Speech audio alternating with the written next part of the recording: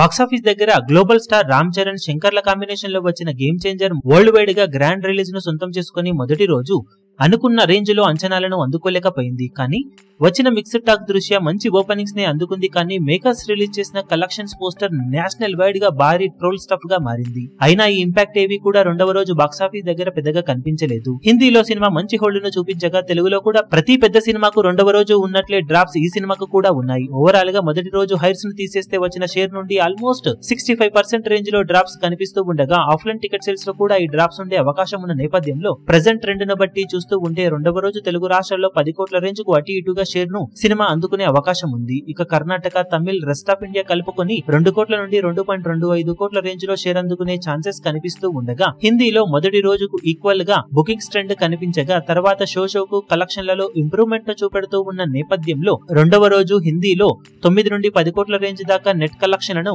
Mass centres లో offline ticket sales లెక్కలు బాగుంటే అందుకునే అవకాశం ఉంది. ఇక ఓవర్సీస్ లో మరీ అనుకున్న రేంజ్ లో జోరు చూపించలేకపోతున్న గేమ్ చేంజర్ $500,000 మార్క్ అటు ఇటుగా డాలర్స్ ను వసూలు చేసే అవకాశం ఉన్న నేపథ్యంలో వరల్డ్ వైడ్ గా ప్రెజెంట్ ట్రెండ్ ను బట్టి చూస్తూ ఉంటే 17 నుండి 19 కోట్ల మధ్యలో షేర్ అందుకునే అవకాశం ఉండగా ఫైనల్ ఆఫ్లైన్ టికెట్ సేల్స్ లెక్కలు బాగుంటే షేర్ మరికాస్త పెరిగే అవకాశం ఉంది. ఇక మూడవ రోజు నుండి పోటీలో ఇతర కొత్త సినిమాలను తట్టుకొని ఈ సినిమా ఎలాంటి కలెక్షన్లను సాధిస్తుందో చూడాలి. ఇక 2 రోజుల్లో సినిమా సాధించే అఫీషియల్ ఏరియాల వారి కలెక్షన్ వివరాలు ఈ రేంజ్ లోనే ఉంటాయా లేక ఇంతకన్నా మించి జోరును చూపిస్తాయో చూడాలి. ఈ వీడియో మీకు నచ్చినట్లయితే లైక్ చేయండి, షేర్ చేయండి, ఛానల్ ను సబ్స్క్రైబ్ చేయడం మాత్రం మరవకండి. ఏ చిన్న అప్డేట్ ను మిస్ అవ్వకూడదు అనుకుంటే బెల్ ఐకాన్ ను ప్రెస్ చేయండి.